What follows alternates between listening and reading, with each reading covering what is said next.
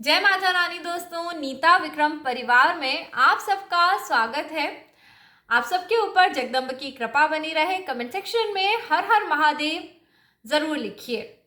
नमामि शमीशान निर्वाण रूपम विभुम व्यापकम ब्रह्म वेद स्वरूपम। भोलेनाथ की स्तुति करने मात्र से जीवन के हर प्रकार के दुख कष्ट दूर हो जाते हैं।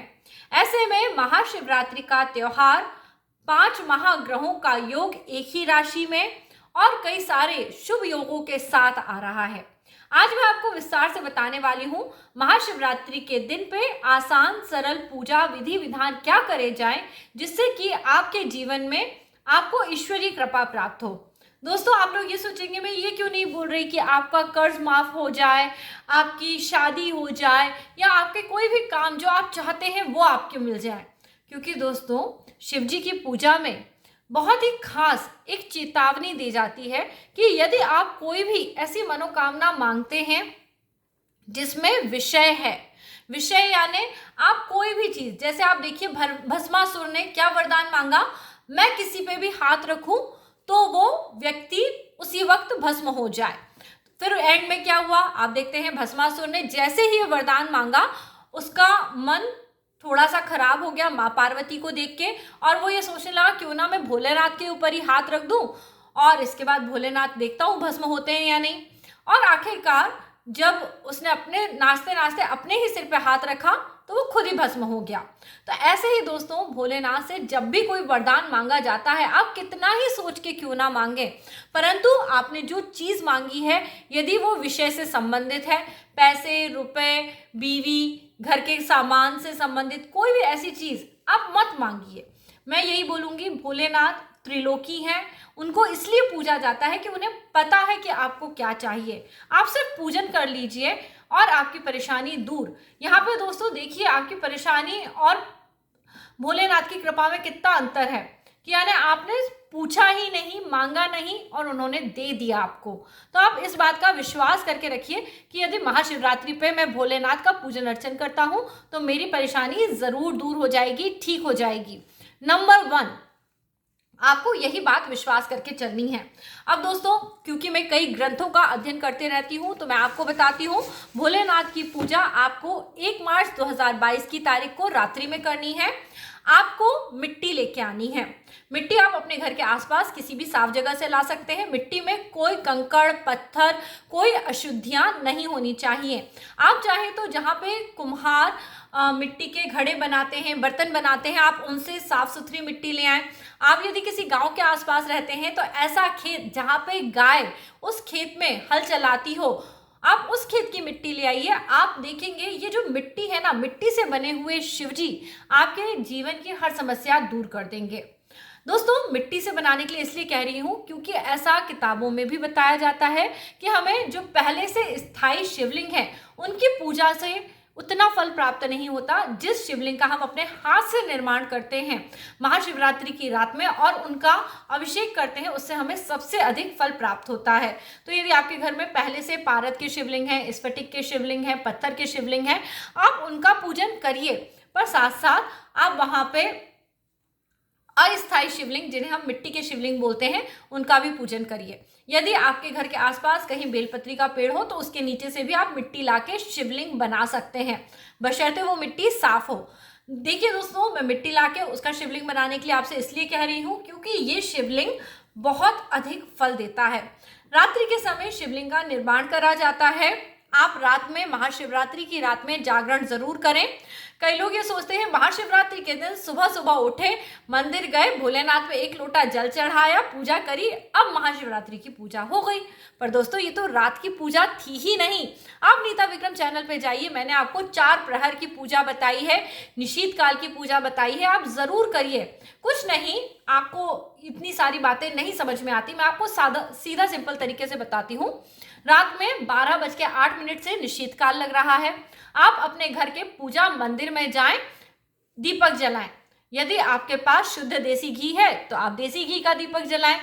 यदि घी नहीं है तो आप सरसों के तेल का दीपक जला लें या तिल के तेल का दीपक जलाएं।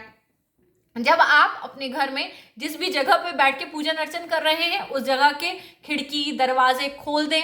यदि आपने खिड़की खोली हुई है तो खिड़की के आसपास या अपने घर के मुख्य द्वार पे एक दीपक जरूर रखें, क्योंकि इस समय पे ब्रह्मांड में भगवान शिव की ऊर्जा है जो आप तक पहुंचेगी, क्योंकि आपने उनके लिए दीपक जलाया है। सबसे पहला महत्वपूर्ण कार्य है दोस्तों, दीपक जलाने से पूजा पाठ में हमें बुद्धि मिलती है, हमारे ज्ञान का विस्तार होता है, क्योंकि दीपक साक्षात सूर्य का प्रतीक है जो आप सबकी कुंडली में आपके बुद्धि, विवेक, ज्ञान, आपकी आत्मा को दर्शाते हैं।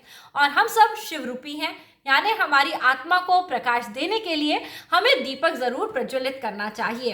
अब दोस्तों, ये जो आपने निर्माण करना है, मिट्टी में थोड़ा गंगा जल मिलाएं, सादा जल मिलाएं, मक्खन मिलाएं, 7 प्रकार के यदि अनाज आपको आसानी से उपलब्ध हैं तो उन्हें मिला के शिवलिंग बना लें। शिवलिंग अंगूठे की आकृति का हो, इससे बड़ा शिवलिंग ना बनाएं। जो लोग घर पे पूजा पाठ कर रहे हैं, एक किसी थाली में इस शिवलिंग को रख लें। शिवलिंग में यदि आपने उसकी योनि मार्ग बनाया है तो शिवलिंग की योनि उत्तर दिशा की या उत्तर पूर्व की दिशा में करें। इससे आपको ईश्वरीय कृपा अद्भुत रूप से प्राप्त होगी। देखिएगा, ये एक चमत्कार है। शिव जी चमत्कारी है, इसलिए वो ये सारे चमत्कार कर सकते हैं। विश्वास के साथ शिवलिंग बनाएं, उत्तर पूर्व की दिशा में शिवलिंग का आप मुख कर दें या उत्तर की दिशा में कर दें, आपको भरपूर फल की प्राप्ति होगी।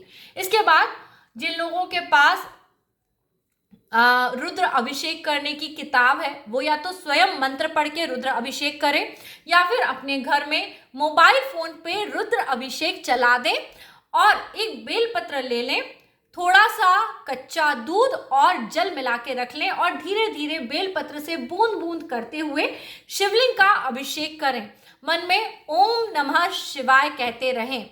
ये कार्य आप सोच रहे हैं मैं केवल जल बूंद बूंद डाल रहा हूं, ये आपकी आत्मा से अमृत बह रहा है, यानी आपकी आत्मा की एक तरह से बोले पूरे साल भर में सर्विसिंग हो रही है। आपकी आत्मा में जो कलेश हैं, जो कष्ट हैं, वो कष्ट दूर हो रहे हैं, क्योंकि शिव जी दूध जब लेते हैं और जल लेते हैं तो वो हमारे विष को दूर कर देते हैं। जिसके मन से विष दूर हो गया, उसके जीवन में उत्साह आता है, उसके जीवन में नए विचार आते हैं, उसके जीवन में आनंद आता है। तो इस प्रकार से भोलेनाथ शिव जी का अभिषेक करें, क्योंकि आप उनको जब अभिषेक करें तो ये मत सोचिए कि मुझे किसी से बदला लेना है, मुझे किसी के साथ बुरा करना है या किसी ने मेरे साथ बुरा करा। हर्ष का माहौल है, उत्सव का माहौल है, भोलेनाथ का ध्यान करिए। भोलेनाथ ऊर्जा है और इस ऊर्जा से ही आपके जीवन में आप सब कुछ बदल सकते हैं। देखिए, जिन लोगों की किस्मत में भी बुरा लेख होता है उसको भी भोलेनाथ बदल सकते हैं। ये विश्वास करके आप पूजन अर्चन करें। अब भोलेनाथ का पूजन अर्चन कर दिया, भोलेनाथ को इसके बाद आप चंदन अर्पित करें।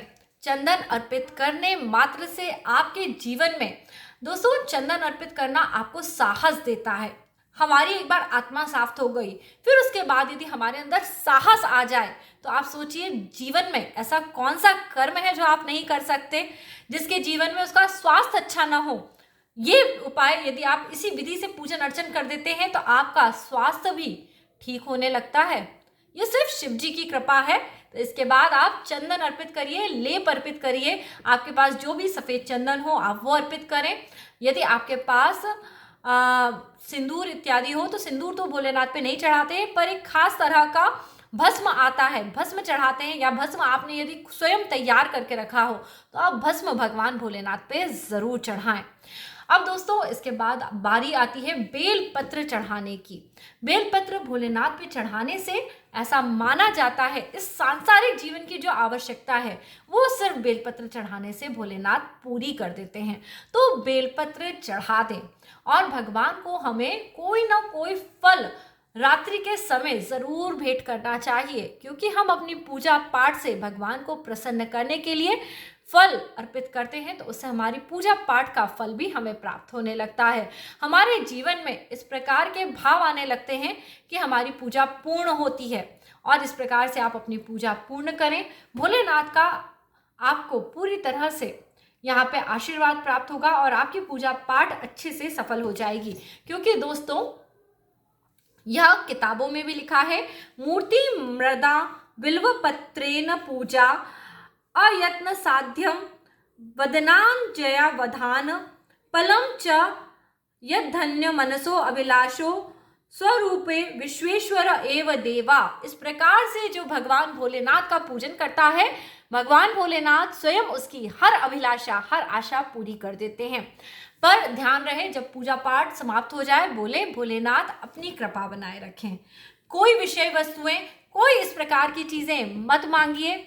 आप बहुत सारे प्रलोभनों में पड़ने से बचिए। प्रलोभन यानी आपको उकसाया जाता है, आप ये मांगिए वो मांगिए। ये बताइए, ये संसार क्या सत्य है? हम हमेशा जीवित रहने वाले हैं? यदि आज आपके पास बहुत धन भी आ जाए और भोलेनाथ की कृपा ना हो, ये शरीर खराब हो जाए, तो क्या उस धन का आप प्रयोग कर पाएंगे? यदि आप सोचते हैं कि आपके पति या आपकी पत्नी आपके वश में हो जाएं और यदि उनके पास किसी प्रकार का कोई धन ना हो, वो आपके एकदम वश में रहें, गौ समान हो जाएं, तो क्या आप अपने घर गृहस्थी को अच्छे से चला पाएंगे? इसलिए दोस्तों, कभी भी भोलेनाथ से मांगे नहीं, सिर्फ उन्हें दीजिए, प्यार दीजिए, समर्पण दीजिए, बाकी सब आपको मिलेगा। पति मिलेगा, परिवार मिलेगा, धन मिलेगा, बच्चे मिलेंगे, हर चीज भोलेनाथ जो आप सोच भी नहीं सकते वो भी आपको दे देते हैं, क्योंकि वो आपको ज्ञान देते हैं, शक्ति देते हैं। और ये शक्ति का त्योहार है, ये ऊर्जा का त्योहार है। महाशिवरात्रि टोने टोटकों का नहीं, ये ऊर्जा का त्योहार है। अपने अंदर की ऊर्जा को बनाए रखने के लिए रात के समय जागरण जरूर करें, भोलेनाथ के नाम का जयकारा जरूर लगाएं और रात में भोलेनाथ का जो आप है शिवलिंग निर्मित करें। अगले दिन सुबह 3 बजे के आसपास से 3:30 बजे, जो सुबह का चौथा प्रहर है, उस समय पे भोलेनाथ का अभिषेक करें, पूजन करें। महाशिवरात्रि के दिन पे केवल एक समय फलाहार ग्रहण करके व्रत को करें। जितना कठिन तप आप करेंगे, उतनी ही श्रेष्ठ आपकी पूजा होगी। इस दिन पे बोलचाल की भाषा में नियंत्रण रखें। अपने व्रत पूजा पाठ की शुद्धि आपको बना के रखनी है। अगले दिन सुबह अपना व्रत पूर्ण करें और व्रत का पारण करें। व्रत का पारण आप सुबह 6:52 के बाद कभी भी कर सकते हैं। तो दोस्तों, महाशिवरात्रि का यह व्रत 5 महाग्रहों के साथ, जब 5 ग्रह एक ही राशि में हैं तब मनाया जाएगा। ये ग्रह हैं शुक्र, मंगल, शनि, बुध और चंद्रमा। ये पांचों के पांचों ग्रह मकर राशि में हैं। आपको अद्भुत रूप से कार्मिक फल जरूर देंगे। आप इस प्रकार से इस दिन पे केदार नाम के योग में पूजन अर्चन करेंगे तो आपकी पूजा सफल जरूर होगी। साथ ही साथ महाशिवरात्रि के दिन से पंचक शुरू हो रहा है। इस दिन करी हुई पूजन अर्चन का 5 गुना फल आपको शुभ फल की प्राप्ति होगी, क्योंकि पंचक 1 मार्च से शुरू होकर 6 मार्च तक रहेगा। आप सबके जीवन में हर प्रकार के कष्ट दूर हो जाएंगे। जो लोग विदेश में रहते हैं, उनके घर के आसपास भी कहीं ना कहीं मिट्टी होगी, घर में जल होगा। केवल उस मिट्टी से शिवलिंग का निर्माण करें और अपने मन के भाव के द्वारा भोलेनाथ शिव शंभू का पूजन करें, आपकी पूजा सफल होगी। जो लोग इस समय मासिक में हैं, जो लोग सूतक पातक किसी कारण से भोलेनाथ का पूजन अर्चन नहीं कर सकते, केवल मानसिक जाप करने मात्र से आपके जीवन में हर दुख, हर कष्ट दूर हो जाएगा। आप एक हाथ बढ़ाएं, भोलेनाथ आपको अपनी शरण में जरूर ले लेंगे। दोस्तों, आज का वीडियो यदि पसंद आया हो और आपको यह जानकारी ज्ञानवर्धक लगी हो तो आप वीडियो को लाइक करें और नीता विक्रम परिवार से जुड़ने के लिए चैनल सब्सक्राइब करें। अगला वीडियो लेके आपसे जल्दी ही मिलूंगी। तब तक के लिए जय माता रानी दोस्तों।